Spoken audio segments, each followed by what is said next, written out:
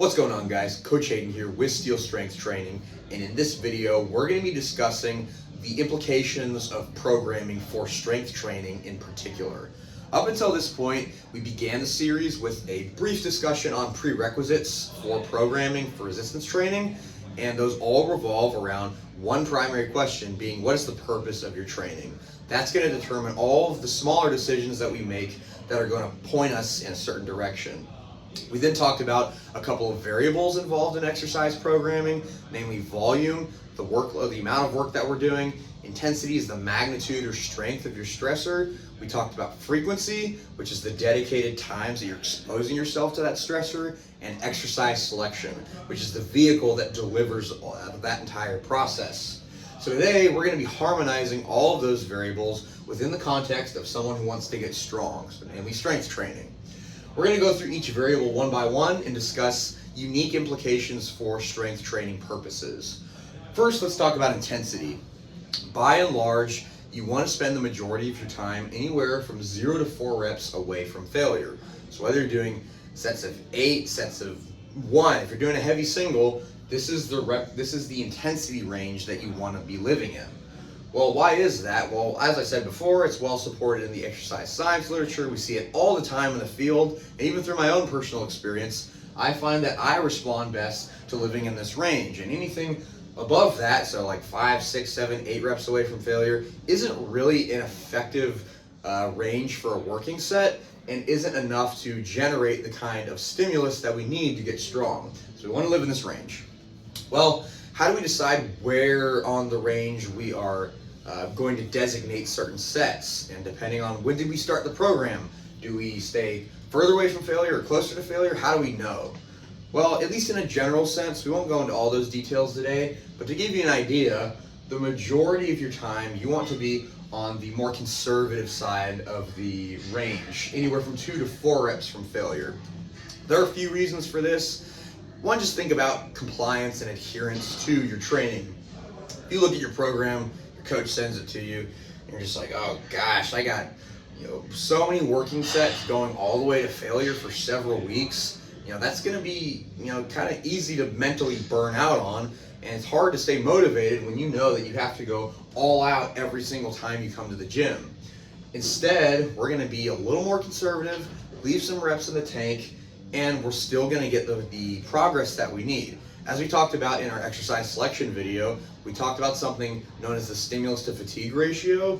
And when we're considering the response that we want from training, it's always a balancing act between getting the stimulus we want and handling the cost of fatigue during the progress of our program.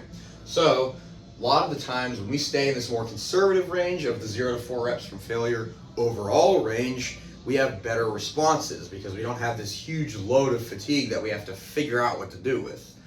On the flip side, let's say that you're a competitive powerlifter. Most people watching this aren't going to be, but just for a case example, if you are a powerlifter, you need to be able to demonstrate your strength in 1 rep max context. So you need to be at some point in that 0 to 1 reps away from failure range.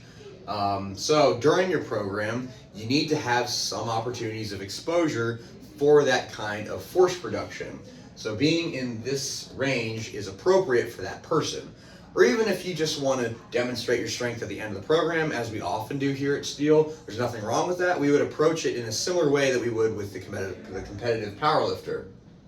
So you don't want to spend the majority of your time here. And this is more a general rule because some people might respond better to a higher frequency of those maximum or a higher frequency of sets that go closer to failure.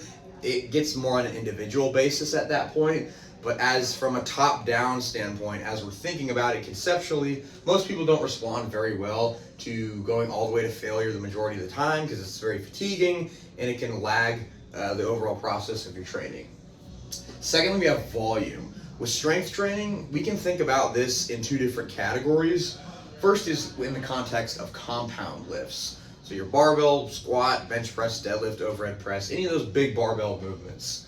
We're going to think about this in terms of repetition ranges, what are useful ranges, and how do we titrate sets? How do we move them up and down depending on what your needs are?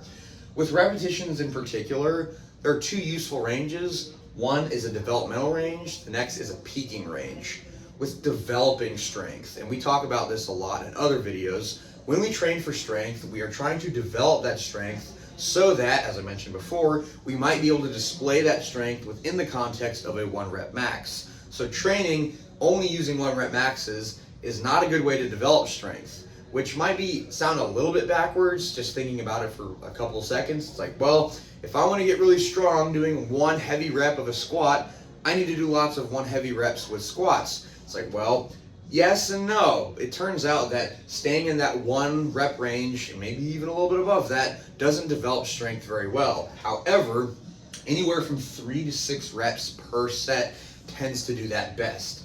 So, building off of our intensity discussion, we want to be anywhere from the 3 to 6 rep range, and we want to be anywhere from 0 to 4 reps away from failure, the majority of the time being in this area here. When we are trying to peak, so this is just another way of saying we're trying to transfer that strength that we've built in the context of really heavy maximal sets. So doing like a heavy set of 1. As we talked about with the powerlifter, that's what they would term it, and you'll see this a lot of the times in the powerlifting literature and just reading online. They'll call it maybe a peaking block, so where they're really trying to focus on developing their strength and displaying it through a heavy 1 rep max. For a peaking range, anywhere from 1 to 3 reps tends to be best because it's very specific to those maximal loads. Using just maybe 1 rep is what your goal is, so what you're aiming at, but you want to live in this range because this is going to develop that best.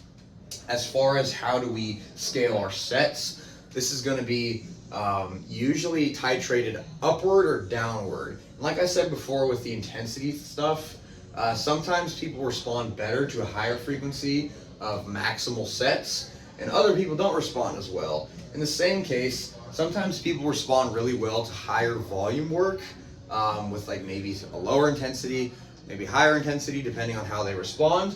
And some people just don't need a lot of volume as their program goes on. So this is really going to be dependent on how each person responds to the training. But generally speaking, anywhere from 1 to 6 sets tends to work best for a lot of people. With assistance movements, we can think about this in reps and sets as well. Anywhere from 6 to 12 tends to work best because it kind of reaches into that hypertrophy range, which is anywhere from like 5 to 30 reps, sometimes 30 plus reps. Very wide range, so we can get a lot of muscle building effects from the assistance work that we put in our strength training program, but it also isn't too far away to where if we did like sets of 20 on barbell skull crushers, it becomes less and less specific to getting strong and more just about like basic bodybuilding stuff, which is not what we're trying to do with strength training. The mindset behind sets is pretty similar to the compound lifts. Anywhere from 1 to 5 is what I find, and what we do in our programming usually works best. Upwards of that, it's just not very useful volume. It tends to be something called junk volume, where yeah, we could do more sets, but it's not effective in the sense that it's generating stimulus. It might just be accruing fatigue, and it might just be a waste of time. Next, we have frequency. Anywhere from 2 to 4 weeks is what most people find beneficial, but there are pros and cons to being on one side of the spectrum or the other. So let's say in a very common example with lots of our clients, they can only train twice a week. What do you have to consider about that? Well, it's a decent amount of time. It fulfills basic requirements of health, as we talked about in our prerequisites video. Having 2 days a week of full body, moderate to vigorous resistance training is recommended in the 2020 physical activity guidelines for Americans as a basic health marker.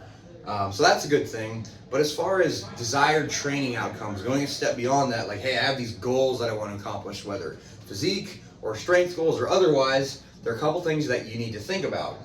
And one is that when you only train twice a week, you only have so much time to fit in all the work that you need for your body to respond in a way that's favorable. And that might mean that you have to deal with a good amount of fatigue compared to someone who's training more throughout the week. Because you only have those 2 time slots, and that might mean that you accrue fatigue faster, and you may not be able to get rid of it as quickly as someone who's training more during the week. Doesn't mean that training twice a week is not worth it or it's not productive, just something to think about. When you train more often, that means that you have to do less work to get the same amount of response as that person who only trains twice a week. But now that you're training 4 times a week, for example, in this case, you now have more opportunities to spread out that work to where you can stagger movements that are either related or more fatiguing so that you have more time to recover by the time you get to them again. But now you have a higher ceiling for what your workload tolerance is. So now you can do more work than the person that was only working out twice a week. And then you can get a higher training response. So you have more options when you train more frequently. Lastly is exercise selection. In strength training, we like to think about this in terms of a spectrum. And you'll often hear this called a spectrum of specificity. Sounds like a lot of words. It's not overly complicated because it just talks about the priority of certain exercises. As we talked about before with prerequisites, for people who want to get strong, they usually think about barbell lifts. No one really cares about, I say no one, there might be somebody out there in the ether, but no one really cares about how much you can lateral raise for a single rep. We really think about barbell, the squat, the deadlift. What's your deadlift, man? Those are the kinds of things people ask you. So that's why at the top of the totem pole we have a main lift. This is usually what we put in our program for the majority of the time. So you'll see lots of squats, deadlifts, bench presses, overhead presses. But as we talked about before with exercise selection in our last video, if you only hammered away on main lifts, no variations, no assistance work, that can get really fatiguing because lots of those exercises have a very low stimulus to fatigue ratio. So for a given amount of stimulus, even though it might be really good, you have to fork out a lot of fatigue. And that can be a detriment to your training in the long term if you're just piling on sets of squats and squats and squats and nothing else. So we might need to introduce a variation of the squat at some point to mitigate the fatigue and get similar training response out of it. So we might do a pause squat, a tempo squat, a pin squat, a box squat. There are a lot of variations, but you get the idea. This is second down on our spectrum. From here, as we talked about before with assistance work, it might be useful to bring up lagging muscle groups, which are going to contribute to force production, like with the bench press and maybe tricep work. So we might put that down here as a tertiary option for our programming.